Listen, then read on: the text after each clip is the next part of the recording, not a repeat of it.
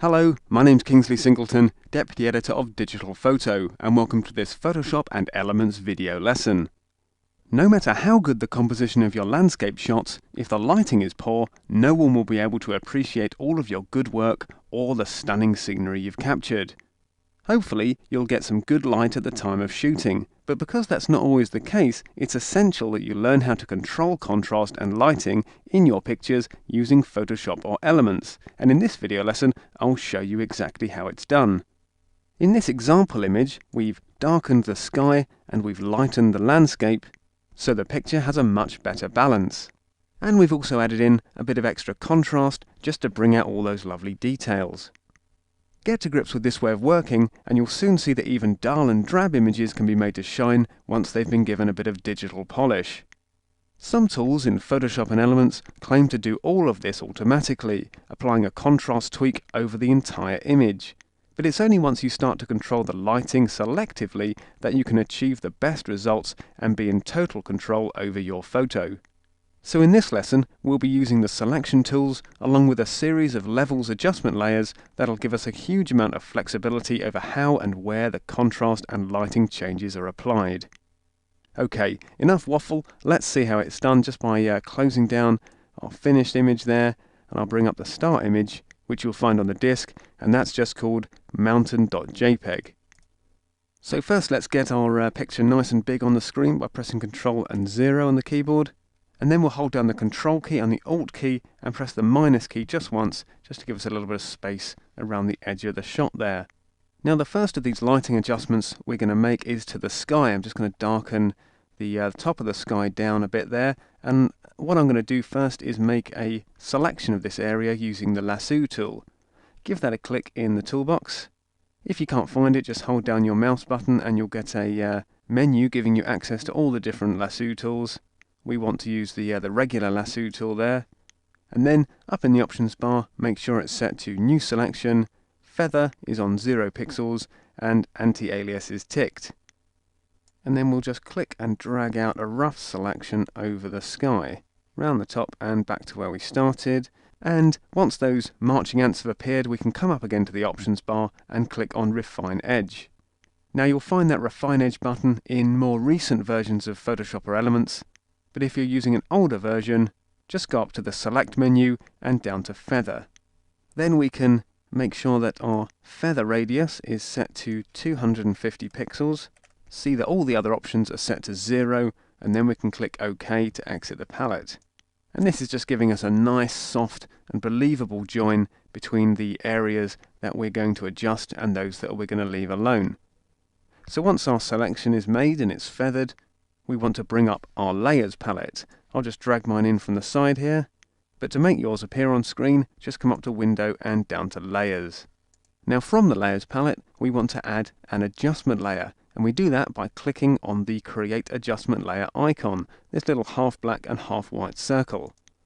Once you do that, a menu appears, and from this list, we're going to pick Levels.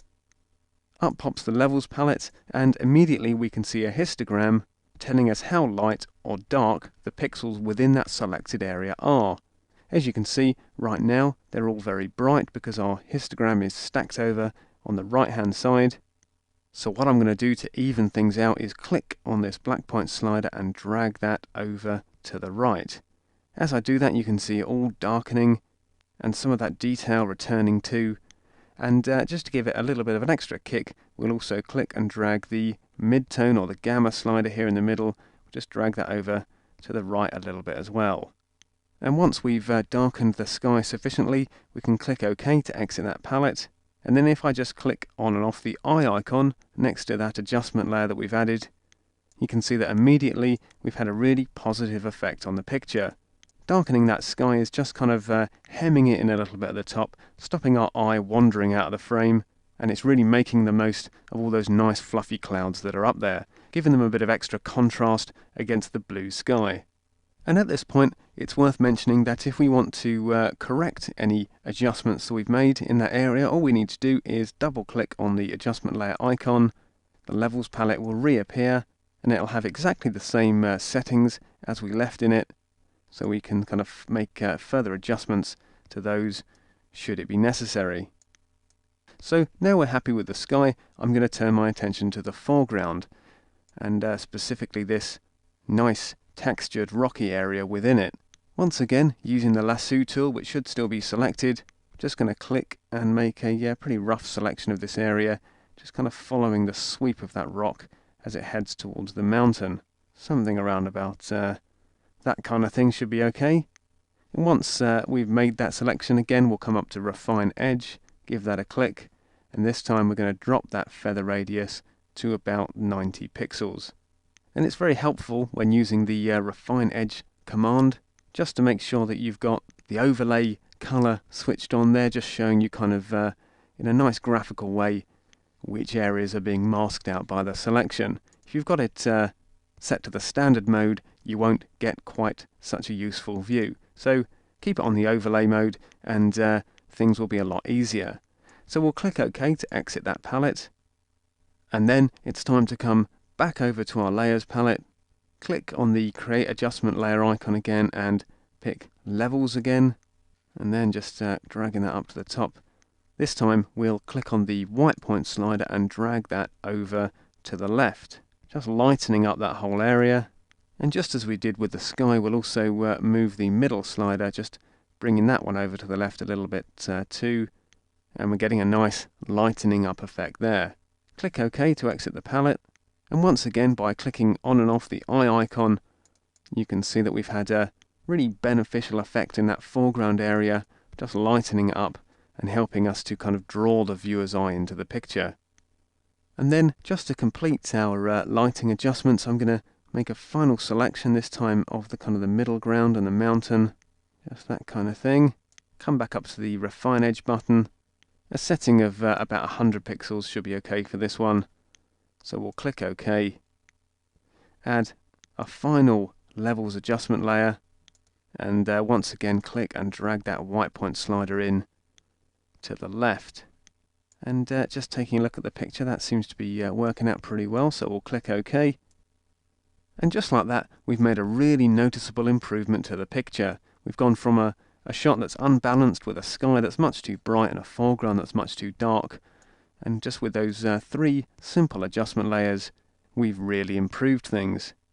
Say we want to fine-tune the effect further though, we can paint into the masks that are attached to each individual adjustment layer and control in an even more flexible way just where the effect is applied. To do this, we're going to use the brush tool, so give that a click in the toolbox. And using the brush presets, we'll pick ourselves a nice big soft edge brush. Size we'll bring up to about 600 pixels, I think. Make sure the mode is set to normal. The opacity we'll set at 20%, and then back over in the layers palette, we want to click on the mask that's next to the adjustment we made to the foreground. That's this one in the middle. As soon as you do that, a white rectangle will appear around the mask, showing that it's become active, and that means we can paint into it with the brush and alter how that levels adjustment is being made. And finally, before we start painting, we just want to make sure that our foreground color is set to white, so we're painting white into the mask. To do that, just press D on the keyboard, and then we can just click directly onto the image and start painting in. And as I do that, you'll see that area getting a little bit lighter. And the reason it's getting lighter when we paint white is that the white areas of the mask are those where the levels adjustment layer's effect is at its greatest. Black areas of the mask hide the effect, while white areas allow it to show through. And of course, shades of grey, which we're getting because we're painting in at an opacity of 20%, just let us create a nice, smooth join between the two areas.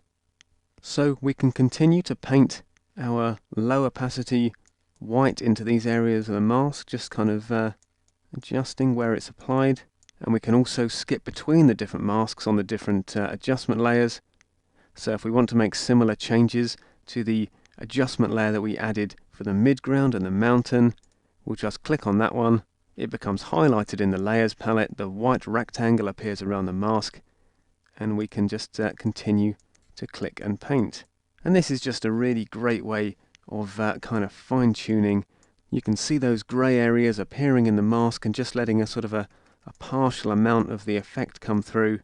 And if you want to use a smaller brush as you're working, just press the left square bracket key on the keyboard and you'll drop it in size. The final one we'll look at is the adjustment layer we applied for the sky, and I just want to bring that effect down into the shape of the valley there a little bit more, just darkening those clouds. So once again we'll just click a few times just to paint that back in. Okay, so I think that's starting to look pretty good. We'll do the same on the other side, perhaps a little. And once we're done with our levels adjustment layers, we can see about adding a bit of extra contrast to the image using the dodge and burn tools. So come up to layer and down to flatten image. That'll turn it back into a single background layer. And then, because we want to do our dodging and burning on a separate layer, a copy of the background layer, we can either press Ctrl and J on the keyboard to duplicate it, or come up to Layer, New, and Layer via Copy. And the reason for dodging and burning on a separate layer is that if we make any mistakes, we can simply delete them and start again without affecting our background layer. So let's first select the Dodge tool in the toolbox. I'll just click and hold the mouse button down there, select it from the list. And again, using our brush tool shortcuts on the keyboard, I'll just increase its size to about 600 pixels.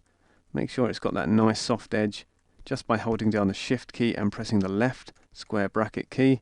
If we press the right square bracket key, you can see it hardening up there in the brush preview. We want a soft edge though, so go back in the opposite direction, and then up in the options bar we'll make sure the range is set to highlights and the exposure is set at about 3%. And then we can just start clicking and running that dodge tool over the foreground, just kind of keeping it on that line of the rock as it kind of draws our eye into the distance. And then we're just sort of lightening up those highlights that are there. We'll use it a little on the midground as well, just picking out some of those distant details, particularly this lovely river running down to the sea, and also on the mountain. So we're kind of bringing up the detail there and making it a lot more satisfying to look at.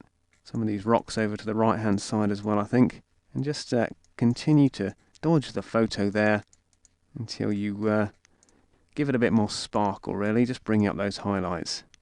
And once you're done with the dodge tool, we can switch to the burn tool.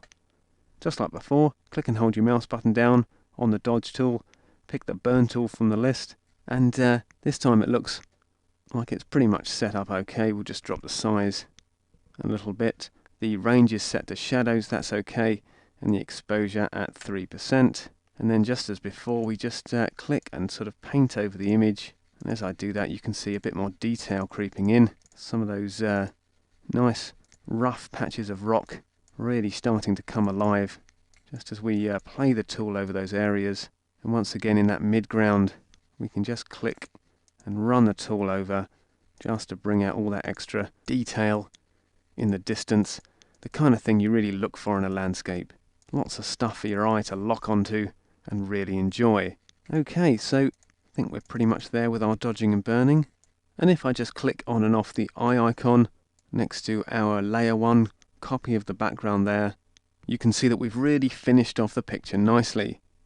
Just given it a little bit of extra bite and clarity, where before it was perhaps a little bit drab and dull. We've now got a really pleasing landscape. Okay, so that's all there is to it really. Very quick and simple, I'm sure you'll agree. If we compare our finished image with our starting point, you can see there's really no contest. We've gone from a pretty tepid affair to something where there's bags more impact, the kind of landscape that you can be really proud of. And to complete the photo, we just come up to Layer and down to Flatten Image. Okay, so once you've had a practice on the start image, which is on the disk, that's mountain.jpg, make sure you give it a try with your own shots, because once you've learned how to do it, you'll want to apply it to all of your landscape shots. Okay, hope you enjoyed that, and I'll see you next time.